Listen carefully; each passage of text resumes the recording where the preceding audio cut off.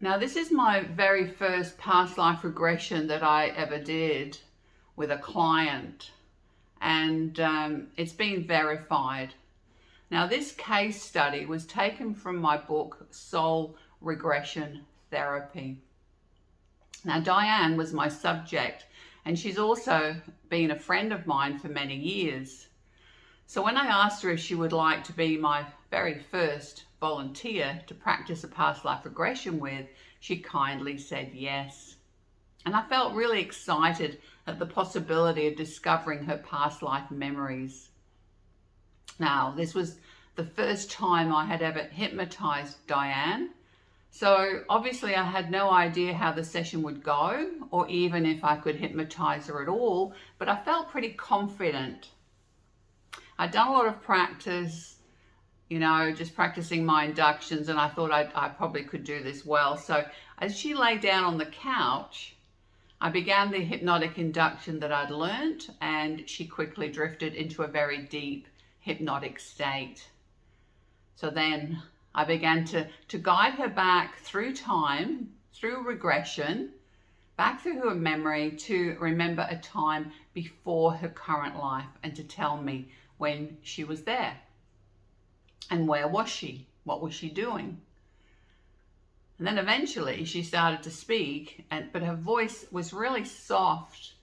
And she said, well, I'm in a garden and I'm standing at a big clothesline and there's children at my feet. And I'm hanging out the washing and I'm laughing. Now, she said, my daughter has a pram with a doll and she's playing. And I can see my husband on the back stairs and he's smiling. He has a beard and a pipe and he has a happy look on his face. He has brown eyes and brown hair, and he looks a little bit scraggy, and his name's Tom. So I was really surprised as she gave me so much detail. And I eagerly asked her more questions to tell me more. I said, well, tell me more about this. Can you tell me, how do you look? And she replied by saying, well, I'm wearing a dress with an apron and I have long blonde hair tied up in a bun. And I'm 27 and my name is Lynn.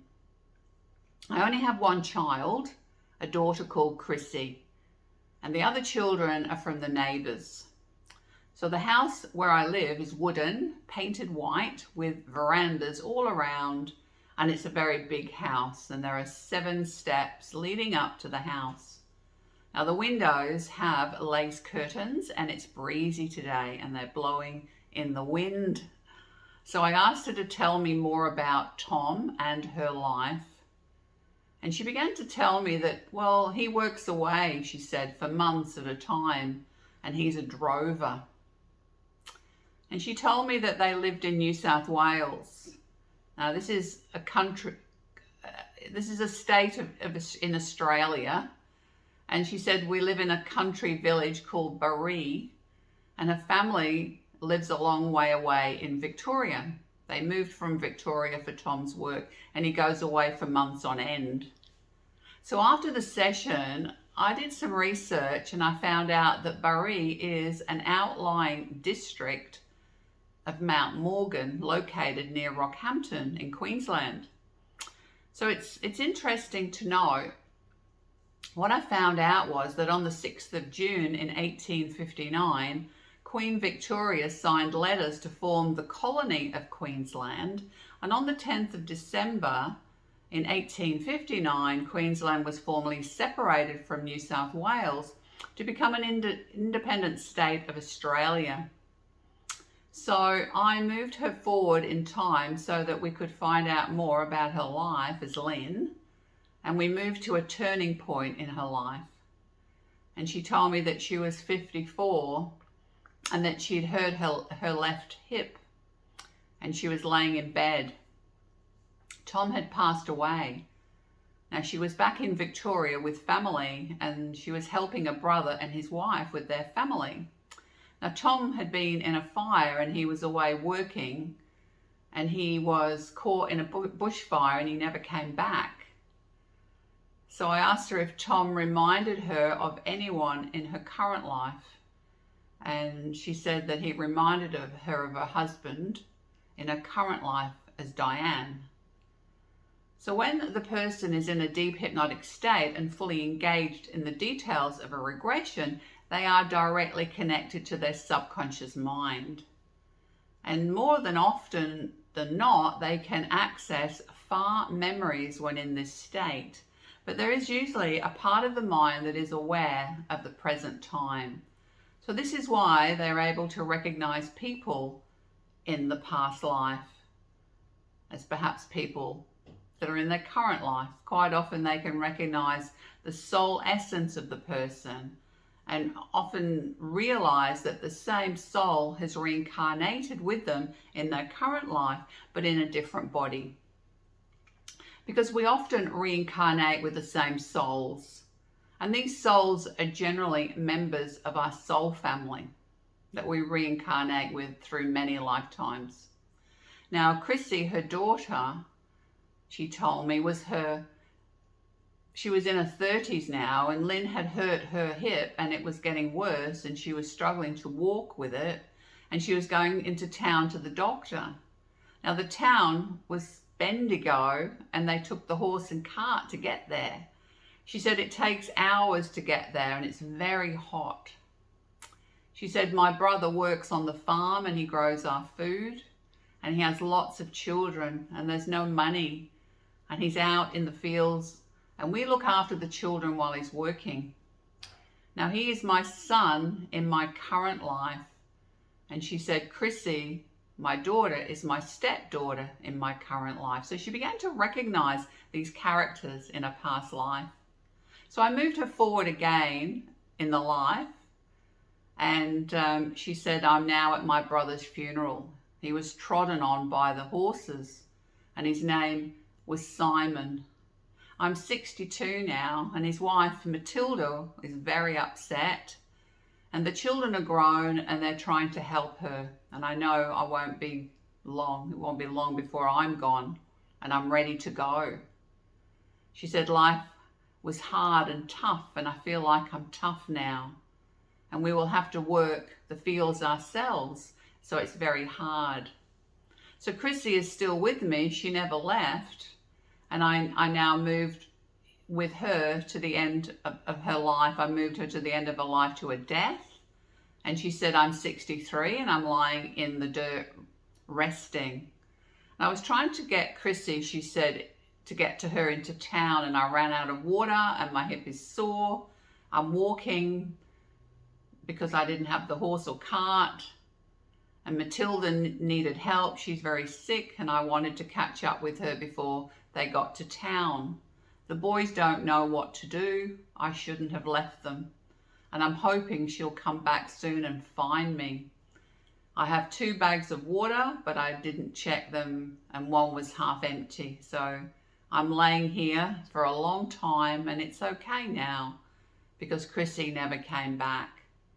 So as Diana left her body, she passed away there on that dirt track. She said she felt ready to leave. She described a death as a peaceful feeling, familiar. She said, I'm moving away very slowly. And as she reflected on the life that she just lived, she began to tell me, she said, life got hard and in the way, and I didn't get as close to Matilda and the children as I would have liked to. We were together, but I still didn't get to know her. Life was hard for everybody, and we didn't give each other what we really needed to show each other that we were there for each other. I think we all knew, but the closeness wasn't there because we were so busy just surviving. So I asked her to tell me what's happening now, because she's left her body. So she described, I'm in a bubble, and it's just me standing in this bubble of light, and there's bright light, and there are fleeting lights around me, other beings around in their own bubbles, and they're not taking any notice of me. They're just doing their own thing as I'm slowly floating around. And as she connected to her higher self, I asked her to reflect on the life that she just lived as Lynn, and to tell me, to let me know why was she shown that particular life. And she said, I was shown that life so that Diana won't make her life as hard in the future. Although it made my soul stronger, this is not what life is about. Hardness does not lead to happiness. To be there for others and to show them love, and not to always focus on the hardships, to find the light. And she went on to explain, Diana tends to focus on the positives now, but tends to put her value in hard work. She thinks that if she works hard, it will lead to happiness. But you need to be happy, and the work just pushes aside the time for happiness. So she needs to balance, to find the balance. She tries, but the happiness will be valued more than the hard work. Her main lesson here is to learn to let go. She's learning all the obstacles that get put in the way are insignificant if you let them flow. They are never as big as you make them out to be. Life is about finding happiness, and it's always there if you push the obstacles aside and look for the light. It's always there. She worries too much about what might be, and she needs to appreciate what is more. So she worries too much about the future and different scenarios that may or may not happen. But if it's not happening now, don't focus on it, as this brings it into life. This manifests the negative. So just be happy with where you are now, and happiness will bring more happiness.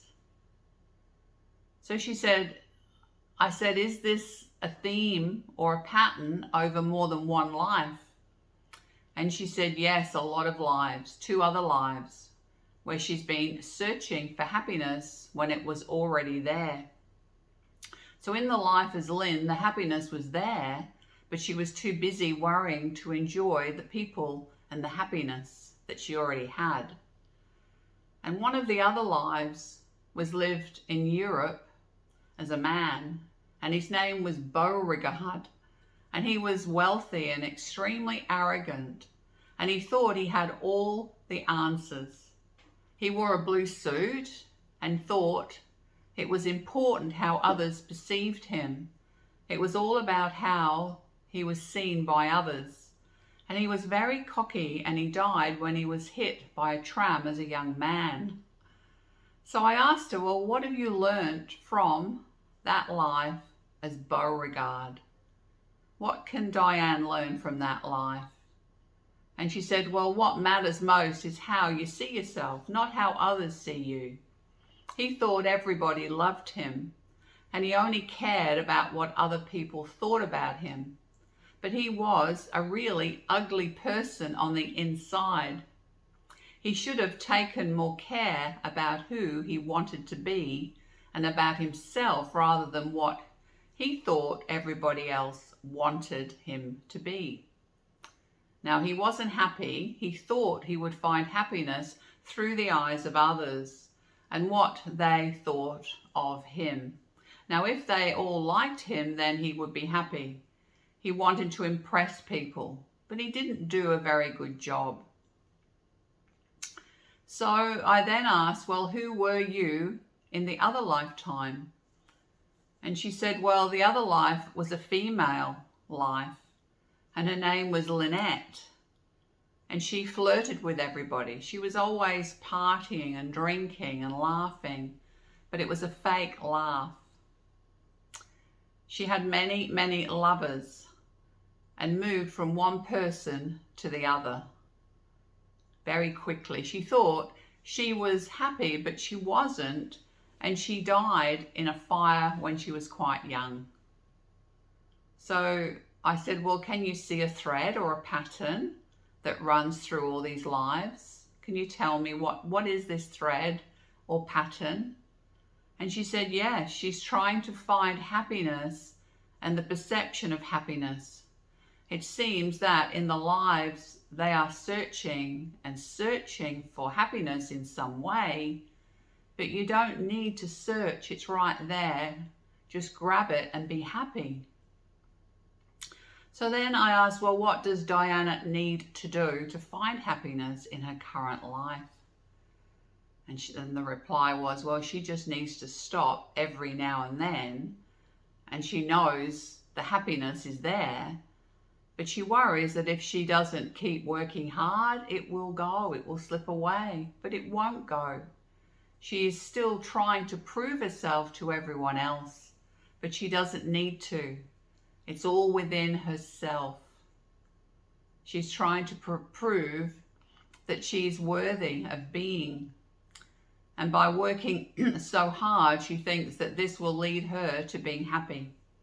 But it actually has the opposite effect. Working hard pushes her family away, if anything.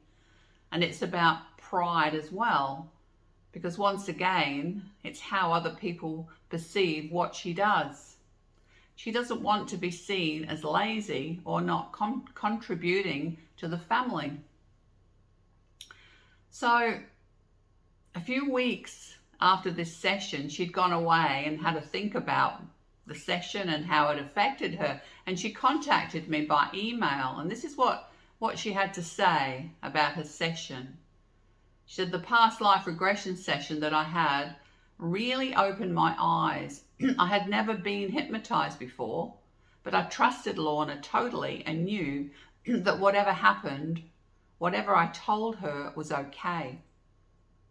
But I really surprised myself as I answered all her questions with thoughts of, where is this coming from? I can't just say whatever comes into my head, but I did, and the story just unfolded. She said, I was happy to find that I had spent another life with my current family and felt like this is something I already knew, but the confirmation was really nice. Now, the session also brought up issues that I was mildly aware of, but were having a big impact on my current life. And to bring these issues to the surface was something I really needed to have happen, and to be able to move past them and to at least begin working on them. So the emotions I felt during the session also surprised me. And with the current me piping in occasionally with, what are you crying for? Why so emotional? When the session ended, I felt so much better. So I now had an awareness of why I react the way I do in my current life, and how to work on changing these reactions for the better. So I hope you've enjoyed this case study. I'm Lorna Jackson. I'm an international hypnotherapist. I'm a past life and reincarnation expert. And you can follow me on my YouTube channel for more case studies and stories like this one about reincarnation and past lives. And these cases are taken from my book, Soul Regression Therapy, and also from my clients' files. So to experience a past life regression for yourself, or even to learn to facilitate past life regression with others, just go to my website at hypnotherapylearninghub.com or spiritualregression.com.au.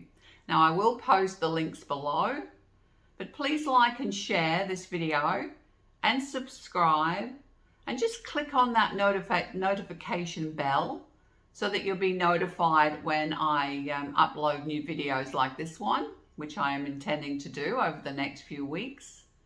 And thank you very much. So until next time.